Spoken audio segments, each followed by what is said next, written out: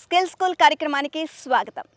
మన జీవితంలో మార్పు రావాలి అంటే ముందుగా మారాల్సింది మన ఆలోచనలు అంటారు. మన ఆలోచనలు మారితే మన అలవాట్లు మారతాయి. మన అలవాట్లు మారితే మన జీవితమే కొత్త దిశలో సాగుతుంది. ఈరోజు మనతో ఉన్న అతిథి అలాంటి మార్పునే వేలాది మందిలో తీసుకొచ్చిన వ్యక్తి. న్యూరో సైన్స్, సైకాలజీ మరియు మేనిఫెస్టేషన్ టెక్నిక్స్ని కలిపి మన ఆలోచనల శక్తిని ఎలా ఉపయోగించుకోవాలో చెబుతున్న life and neuro manifestation coach doctor Rajitha Vanga గారు. 17 సంవత్సరాలుగా ఎనాటమీ అధ్యాపకురాలిగా పనిచేసి ఆ తర్వాత కోచింగ్ రంగంలోకి వచ్చి వేలాది మందికి మార్గదర్శకత్వం ఇస్తున్నారు. ఈరోజు ఆమెతో కలిసి మన మైండ్ని ఏ విధంగా ట్రైన్ చేసుకోవాలి, అలాగే మన కళల్ని సాకారం చేసుకోవడానికి ఎలాంటి స్కిల్స్ అవసరం, ఈ విషయాలన్నీ తెలుసుకుందాం.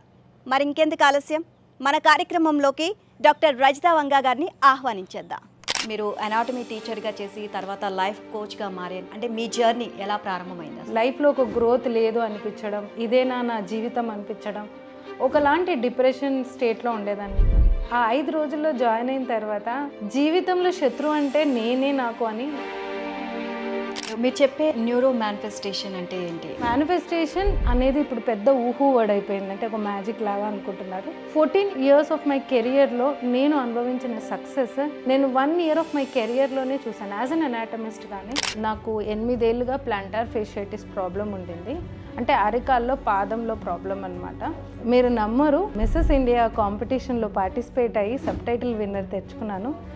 5 inches హీల్ వేసుకొని స్టేజ్ పైన ఫాస్ట్గా వాక్ చేయగలిగాను. It's all because of Hooponopono prayer అని చెప్పొచ్చు. మన లక్ష్యాలను సాధించాలి అంటే మనం చేయాల్సిన ఒక 3 అలవాట్ల గురించి చెప్పండి. ఫస్ట్ థింగ్, మీరు మార్నింగ్ లేచిన వెంటనే సెల్ ఫోన్ చూడకూడదు. That's very very important. లేచిన వెంటనే మన బ్రెయిన్ వచ్చి ఆల్ఫా అండ్ థీటా స్టేజ్లో ఉంటుంది. దీనివల్ల మన డే అంతా డిస్టర్బ్డ్గా ఉంటుంది. సో మార్నింగ్ అనేది ఒక రొటీన్ అందరికీ అవసరం. నమస్తే రజిత గారు. నమస్తే నీలిమ గారు. సో రజిత గారు, సో హ్యాపీ అనమాట ఈరోజు మిమ్మల్ని మీట్ అవ్వడం. మాకు చాలా హ్యాపీగా అనిపిస్తుంది అండ్ చాలా విషయాలు మీతో షేర్ చేసుకోవాలి అండ్ మీరు మాకు చాలా విషయాలు చెప్పాలి. సో ఈరోజు మన కార్యక్రమంలో అండ్ ఎలా ఉన్నారు? చాలా బాగున్నాను.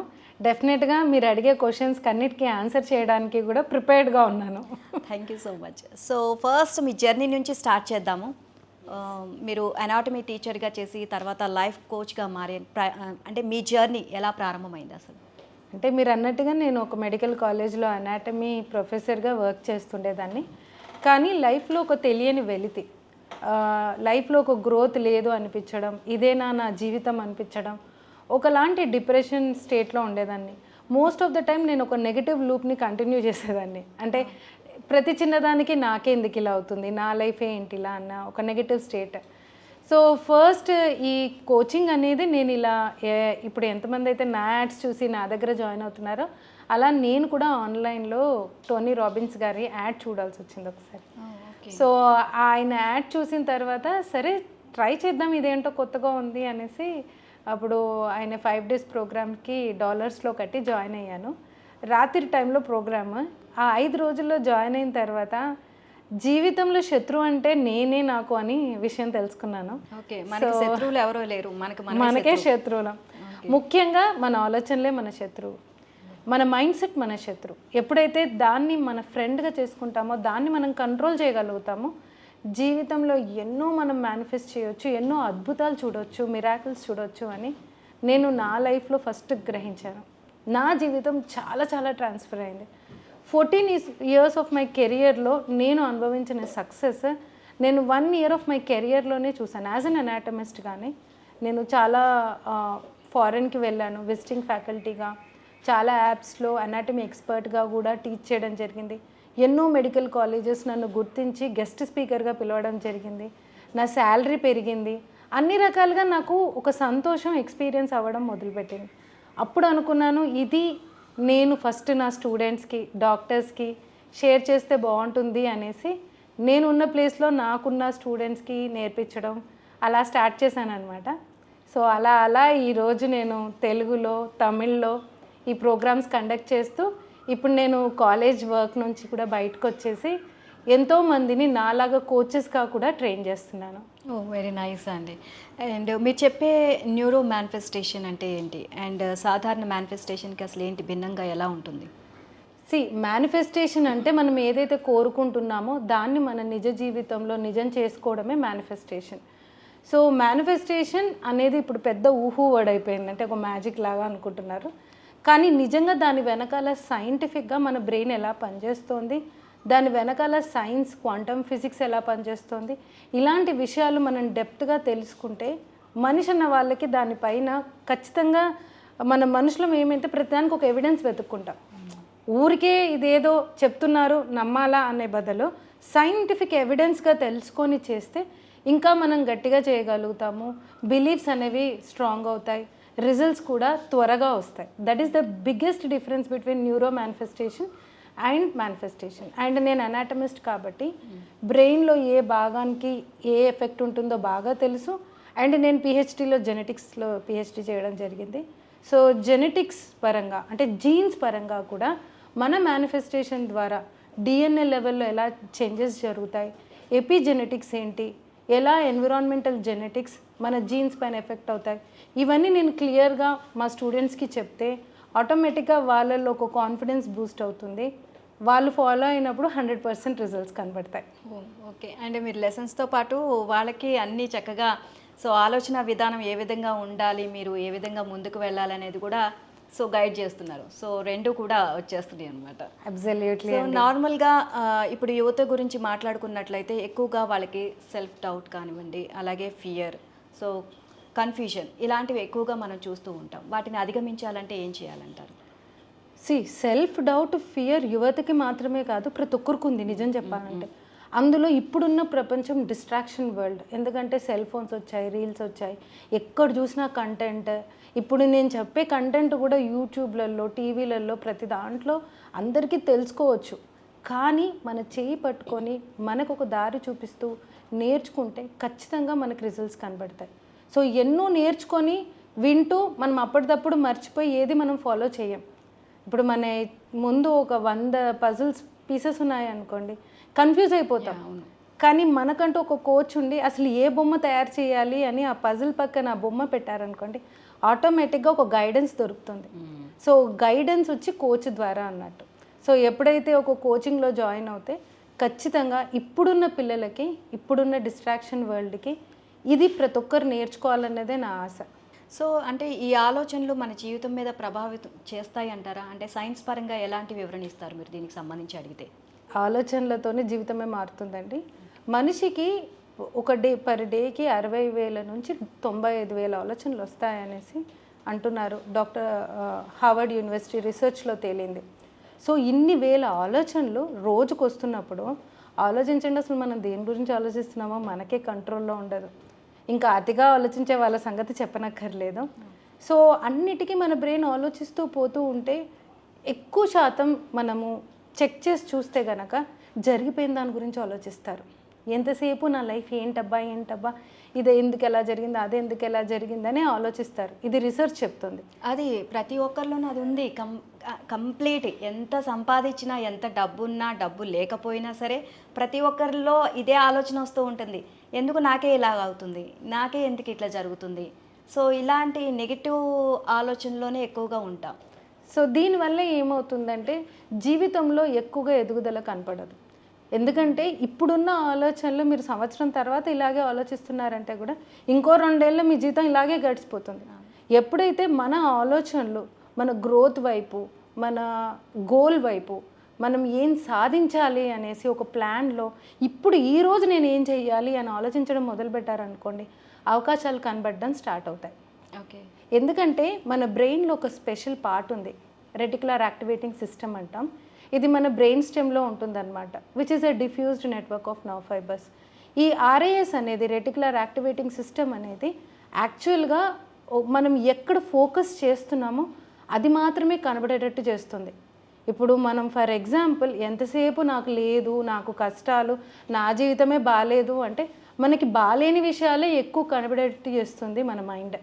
అదే నా జీవితం బాగుంది, నేను తృప్తిగా ఉన్నాను, నా లైఫ్లో అవకాశాలు వస్తాయి, ఇప్పుడు కాకపోతే రేపు వస్తాయి అని ఎప్పుడైతే మన మనసు, మంచి విషయాల వైపు మళ్ళించామనుకోండి, మీకు ఎన్నో తెలియని అవకాశాలు కూడా మీ మైండే మీకు చూపిస్తుంది. Okay. So that is the power of focus అన్నమాట. సో ఏదైతే మనం పదే పదే చూస్తామో, దేని మీద అయితే ఫోకస్ పెడతామో మన జీవితంలో అదే పెరుగుతుంది. దేని గురించి అయితే ఆలోచిస్తామో అదే విస్తరిస్తుంది. మీరు చెప్పే ఈ ఎన్ఎల్పి హొపోనోపోనో అని చెప్పేసి ఒక టెక్నిక్ గురించి చెప్తున్నారు. సో ఏంటి ఆ టెక్నిక్, ఎలా పనిచేస్తుంది? సో మీరు అన్నారు కదా ఎప్పుడు పాజిటివ్గా ఉండాలి. మనం మనుషులం, ఎప్పుడు పాజిటివ్గా నిజంగా ఉండడం కష్టం. రోజు పొద్దున్న లేస్తే ఏదో చిన్న గొడవలు, ఆఫీస్కి వెళ్తే బాస్తో ప్రాబ్లం, కొలీగ్స్తో ప్రాబ్లం, చిన్న చిన్న పాలిటిక్స్, ఇంట్లో రిలేషన్షిప్ ప్రాబ్లమ్స్ అందరికీ ఉంటాయి. సో అందరిలో ఒక నెగిటివ్ సిచ్యువేషన్స్ అంటూ జరుగుతూనే ఉంటాయి. నెగిటివ్ సిచ్యువేషన్ వచ్చినప్పుడు మనం నెగిటివ్గా అవ్వడం సహజమే, అది తప్పు కాదు.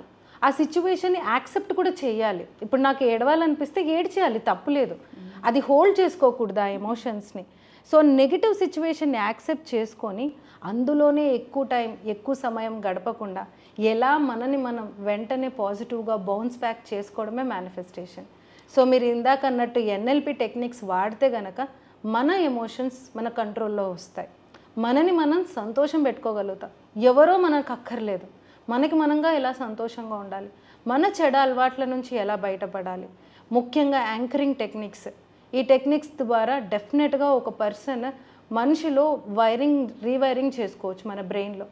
అండ్ అంతేకాకుండా సక్సెస్ అనేది మన బ్రెయిన్కి ముందుగానే రుచి చూపడం, which is nothing but visualisation, NLP affirmations, ఇవన్నీ like physical and auditory and kinaesthetic ఇలాంటి టెక్నిక్స్ వాడుతూ, అండ్ ఎందుకు మన లైఫ్లో కొన్ని జనరలైజ్ చేస్తుంటాం, కొన్ని విషయాల్ని మనం మంచి విషయాల్ని మర్చిపోతుంటాం, డిలీషన్, కొన్ని విషయాల్ని అనవసరమైన విషయాల్ని అతిగా ఆలోచిస్తాం, that is called distortion. So ఇలా మనం మన మైండ్ సెట్ని గురించి డెప్త్గా తెలుసుకుంటే ఎన్ఎల్పి ద్వారా ఖచ్చితంగా మన లైఫ్, మన మైండ్ మన కంట్రోల్కి వస్తుంది. అది మెయిన్. అండ్ ఒక బ్యూటిఫుల్ మ్యాజికల్ ప్రేయర్ ఏంటంటే హోపోనోపోనో. హోపోనోపోనో అనేది ప్రేయర్ అండి. ఇది టిబెటియన్ వాళ్ళు వాడుకునే ప్రేయర్. అది పాతకాలపు ప్రేయర్. వాళ్ళు వాళ్ళ జీవితంలో హో అంటే ఏంటంటే మేకింగ్ ఇట్ అనమాట, క్రియేటింగ్. పోనో అంటే బ్యాలెన్స్, అంటే జీవితంలో ఒక బ్యాలెన్స్ రావడానికి ప్రేయర్. ఈ ప్రేయర్ డాక్టర్ హ్యూలెన్ గారు చాలా వాడారనమాట. ఆయన ఒక సైకియాట్రీ డాక్టర్. హాస్పిటల్లో ఉన్న పేషెంట్స్ని ఈ ప్రేయర్ని యూస్ చేస్తూ అందరినీ హీల్ చేయడం జరిగింది. అప్పుడు ఈ ప్రేయర్ చాలా పాపులర్ అయ్యి ఎంతోమందికి తెలిసి, అప్పుడు డాక్టర్ జో విటాలే అనే ఒక డాక్టర్ టెక్సస్ నుంచి ఈ విషయం తెలియగానే దీని గురించి ఇంకా రీసెర్చ్ చేసి డాక్టర్ హ్యూలెన్ దగ్గరికి వెళ్ళి నేర్చుకొని ఆయన ఒక బుక్ రాశారు, జీరో లిమిట్స్ అని. ఆ బుక్లో హోపోనోపోనో గురించి చాలా డీప్గా చెప్పారు. సో హోపోనోపోనో మ్యాజికల్ ప్రేయర్ అని నేను ఎందుకు చెప్తున్నానంటే, దీన్ని సైంటిఫిక్గా ఎలా ప్రూవ్ చేయాలో నాకే అర్థం కావట్లేదు. కానీ ఈరోజు 15 నిమిషాలు హోపోనోపోనో చేసి వాళ్ళ పెయిన్ నుంచి బయటపడిన వాళ్ళు ఉన్నారు, క్యాన్సర్ నుంచి బయటపడిన వాళ్ళు మన కమ్యూనిటీలో ఉన్నారు, పిల్లల్ని మేనిఫెస్ట్ చేసిన తల్లులు ఉన్నారు. చాలా మిరాకిల్స్ చూస్తున్నాను. అసలు నాకే ఇంత ఇంత పవర్ఫుల్ ప్రేయరా అని అనిపిస్తుంది. అండ్ నేను కూడా నా పర్సనల్ లైఫ్లో చాలా చాలా వాడతాను ఈ హోపోనోపోనో ప్రేయర్ని. ఓకే, మేము కూడా మారాలనుకుంటున్నాం. ప్రేయర్ ఎలా చేయాలో చెప్తారా? ఇందులో నిజంగా చెప్పాలంటే కేవలం 4 సెంటెన్సెస్ ఉంటాయండి. ఐఎమ్ సారీ, నన్ను క్షమించు, ప్లీజ్ ఫర్గివ్ మీ, నన్ను మన్నించు, థ్యాంక్ యూ, కృతజ్ఞతలు, ఐ లవ్ యూ, నేను నిన్ను ప్రేమిస్తున్నాను. వినడానికి సింపుల్గా ఈ 4 వర్డ్స్లో ఏముంది అని అనుకుంటాము. కానీ ఏంటంటే ఈ హోపోనోపోనో ప్రేయర్ నేర్చుకోవాలంటే ఒక 4 రోజులు పడుతుందండి. పోడ్కాస్ట్లో చెప్పడం కష్టం.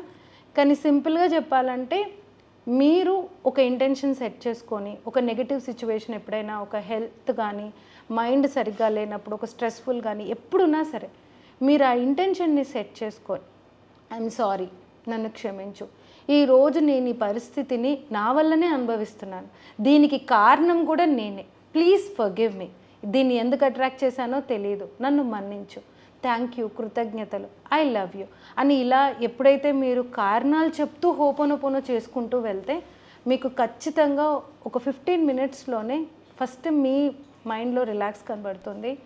మీరు మ్యాజిక్ అనే అనొచ్చు. చాలామంది మనీని కూడా మేనిఫెస్ట్ చేస్తున్నారు ఈ ప్రేయర్ ద్వారా. అంటే మీరు ఆ ప్రేయర్ చేశారు అంటే మీ లైఫ్లో ఏమైనా జరిగిందా? అది చేయడానికి దానికి ముందు ఏమైనా జరిగిందంటారా? చాలా అండి. యాక్చువల్గా నాకు 8 ఏళ్ళుగా ప్లాంటార్ ఫేషియైటిస్ ప్రాబ్లం ఉండింది. అంటే అరికాల్లో పాదంలో ప్రాబ్లం అనమాట. అది ఏంటంటే ఎర్లీ మార్నింగ్ లేవంగానే మనకి నడవడానికి కష్టం.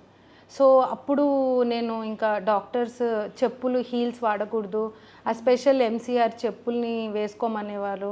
దాని తర్వాత ఫిజియోథెరపీ ట్రీట్మెంట్స్ ఎన్ని చేసినా కానీ నాకు అసలు రిలీఫ్ దొరకలేదు. ఓకే. ఒక పాయింట్ ఆఫ్ టైం నాకు క్యాల్కేనియల్ స్పర్ అంటే అక్కడ బోన్ కూడా గ్రో అయిందని చెప్పారు. So my husband is also a doctor. ఆయన ఏమన్నారంటే ఇంకా సర్జరీ చేయాల్సి వస్తుందేమో అన్నారు. నాకు అరికాలకి సర్జరీ అంటే నాకు భయం వేసి పర్వాలేదు ఇంక ఈ నొప్పితో నేను ఇలాగే అనుభవించాలేమో అని ఒక స్టేజ్లో అనుకున్నాను. మీరు నమ్మరండి, అసలు ఆ నొప్పి ఎలా మాయమైపోయిందో నాకే తెలియదు. ఈ ప్రేయర్ నేను కంటిన్యూస్గా మనసులో చేసుకునేదాన్ని. దాంతోపాటు వాటర్ హీలింగ్ టెక్నిక్స్ కూడా వాడుకున్నాను. తర్వాత నేను నా కొడుకుతోటి ఈక్వల్గా రన్ చేస్తున్నట్టుగా నడుస్తున్నట్టుగా విజువలైజ్ చేసుకునేదాన్ని డైలీ మార్నింగ్. నాకు ఒక 3-4 మంత్స్లోనే అసలు ఆ నొప్పి తగ్గిపోయింది. మీరు నమ్మరు, మొన్న నేను మిస్సెస్ ఇండియా కాంపిటీషన్లో పార్టిసిపేట్ అయ్యి సబ్టైటిల్ విన్నర్ తెచ్చుకున్నాను. 5 ఇంచెస్ హీల్ వేసుకొని స్టేజ్ పైన ఫాస్ట్గా వాక్ చేయగలిగాను.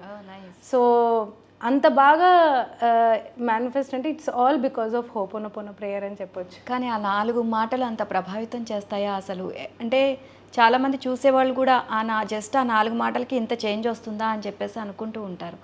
సో అది ఇప్పుడు మీ వల్ల అంటే మీ ద్వారా కూడా అది మీకు సాధ్యమైంది కాబట్టి అది నమ్మే పరిస్థితే ఉంది అందరికీ కూడా. అవునండి, నేను మొదట్లో అలాగే అనుకున్నాను.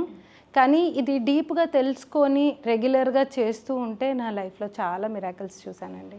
ఎందుకంటే అది అనుకుంటూ ఉంటే మన ఆలోచన శక్తి కూడా మారుతుంది కాబట్టి ఆ విధానం కూడా చేంజ్ అవుతుంది కాబట్టి సో ఆటోమేటిక్గా మన లైఫ్లో కూడా చేంజెస్ అనేది వస్తూ ఉంటాయి అంటారు. అంటే ఈ వర్డ్స్కి అంత పవర్ ఉంది. ఇప్పుడు ఐఎమ్ సారీ, నన్ను క్షమించు, నన్ను మన్నించు, కృతజ్ఞతలు, thank you, I love you అన్న వర్డ్స్కి ఒక పవర్ ఉంది. డాక్టర్ మసూరి ఇమటో గారు ఉన్నారు, జపాన్కి చెందిన సైంటిస్ట్. ఆయననే కాకుండా డాక్టర్ హెల్మెట్ క్రాప్లిన్ అని జర్మనీకి చెందిన సైంటిస్టులు. వీళ్ళే కాదు, ఇప్పుడు కొత్తగా కూడా చాలామంది వాటర్ పైన రీసెర్చ్ చేస్తున్నారు. అంటే వాటర్కి జ్ఞాపక శక్తి ఉంటుందని. సో వాటర్కి ఇలాంటి మంచి పదాలు వాటర్ దగ్గర మాట్లాడినప్పుడు లేదా అవి స్టిక్ చేసినప్పుడు ఆ వాటర్ పైన బాటిల్ పైన ఆ వాటర్లో స్ట్రక్చర్ మారుతుంది పాజిటివ్గా అని వాళ్ళు కనుక్కున్నారు. ఓకే. సో మన బాడీ 75% నీళ్ళే కదండి. సో మన ఎమోషన్స్ ఎప్పుడైతే I'm sorry, please forgive me, thank you అని అనుకుంటూ ఉంటామో ఆటోమేటిక్గా మన బాడీలో ఉన్న ఆ స్ట్రక్చర్ మారుతుంది, మన బాడీలో ఉన్న వాటర్ స్ట్రక్చరే మారుతుంది. సో అందుకే ఈ ప్రేయర్ అంత పవర్ఫుల్ అని నాకు అనిపిస్తుంది. నేను అంతకుముందు కూడా ఒకటి విన్నాను, అంటే మనం ఏదైనా చెప్పాలి, థ్యాంక్స్ చెప్పాలన్నా, సారీ చెప్పాలన్నా, థ్యాంక్ యూ యూనివర్స్కి చెప్పాలి అని చెప్పేసి చెప్తూ ఉంటారు. దానివల్ల ప్రభావం ఉంటుంది అని చెప్పేసి చెప్తూ ఉంటారు. సో మనకి ఒక మంచి జరిగితే ఓకే థ్యాంక్ యూ యూనివర్స్, ఈరోజు నాకు ఒక మంచి చేసావు ఈరోజు, సో ఇలా జరిగింది అని చెప్పేసి. సో ఇప్పుడు నాకు అది గుర్తొచ్చిందనమాట. అదే అహం బ్రహ్మాస్మి అంటాం కదండి. యూనివర్స్ అంటే ఎక్కడో లేదు, మన లోపలే, మన మైండే యూనివర్స్. మనం యూనివర్స్కి థ్యాంక్ యూ చెప్తుంటే మన ఆత్మకి మనం ఇట్స్ లైక్ ఆత్మ నమస్కారం అంతే.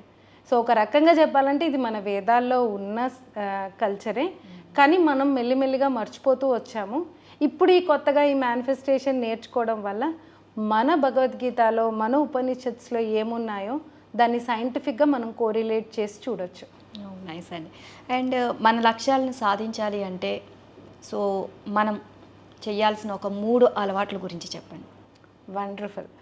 ఫస్ట్ థింగ్, మీరు మార్నింగ్ లేచిన వెంటనే సెల్ ఫోన్ చూడకూడదు. Okay, that's very very important.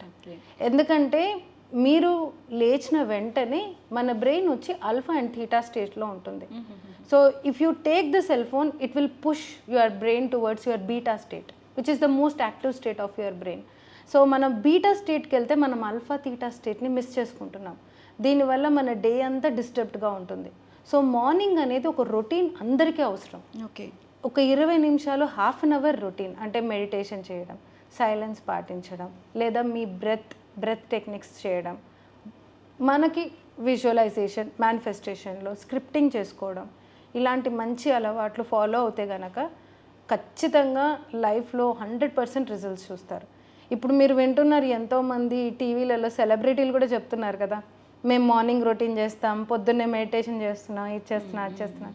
So all these comes under morning routine. So slow mornings are always successful.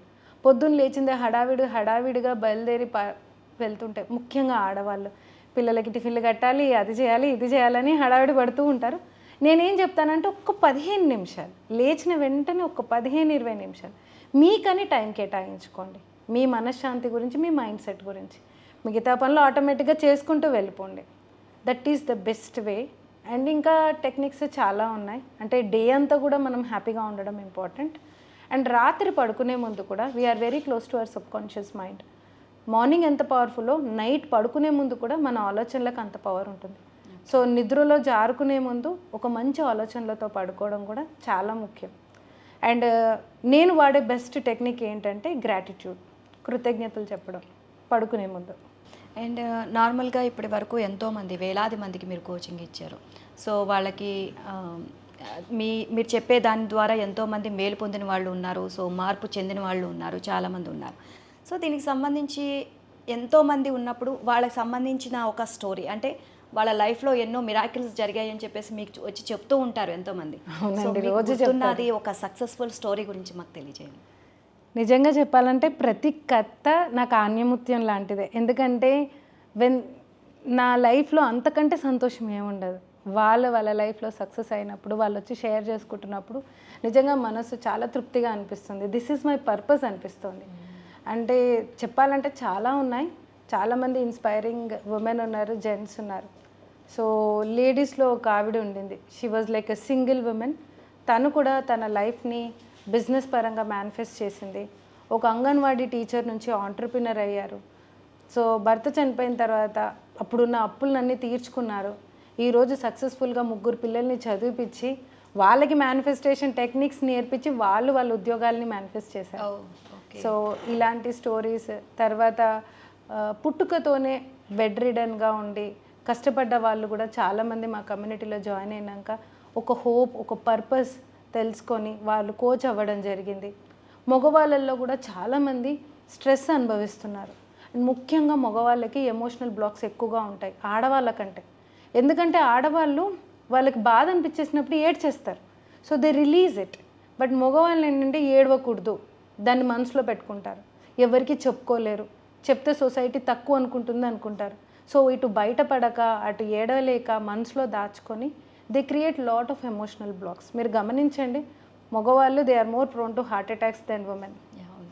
So అందుకని మా కమ్యూనిటీలో I'm very proud to say that ఆడవాళ్ళు కాదు, even we have 50 to 60% of men also who are manifesting their business, career. తర్వాత వాళ్ళు ఈ techniques నేర్చుకొని వాళ్ళ పిల్లలకు నేర్పిస్తున్నారు. సో మొత్తం కుటుంబమే జాయిన్ అవుతుంది మా programme. Never we say our programme is for 1 person. మీ కుటుంబం మొత్తానికి అని చెప్తాం ఆ ప్రోగ్రామ్ని. ఎందుకంటే జీవితం ఎలా మారుతుంది అంటే మన చుట్టూరుతున్న ఎన్విరాన్మెంట్. సో కుటుంబం మారినప్పుడు ఇల్లు మారుతుంది, ఇల్లు మారినప్పుడు ఆటోమేటిక్గా జీవితంలో ఏది కోరుకుంటున్నామో అచీవ్ చేసుకోగలుగుతాం. మన జీవితంలో అద్భుతాలు బయట నుంచి రావు, మన ఆలోచనల నుంచే మొదలవుతాయి. సో మనం మైండ్ని సరైన దిశలో ట్రైన్ చేస్తే అసాధ్యము అనుకున్న లక్ష్యాలన్నీ కూడా సాధ్యమవుతాయి అని చెప్పి డాక్టర్ రజిత వంగ గారు చాలా స్పష్టంగా తెలియజేశారు కదా. మరి ఆవిడ చెప్పిన విషయాలు కూడా మీ జీవితంలో ఎన్నో మార్పులు తీసుకువస్తాయి అని మేము కూడా ఆశిస్తున్నాం. ఇది వాళ్ళ స్కిల్ స్కూల్. మరో అంశంతో మళ్ళీ కలుద్దాం. నమస్తే.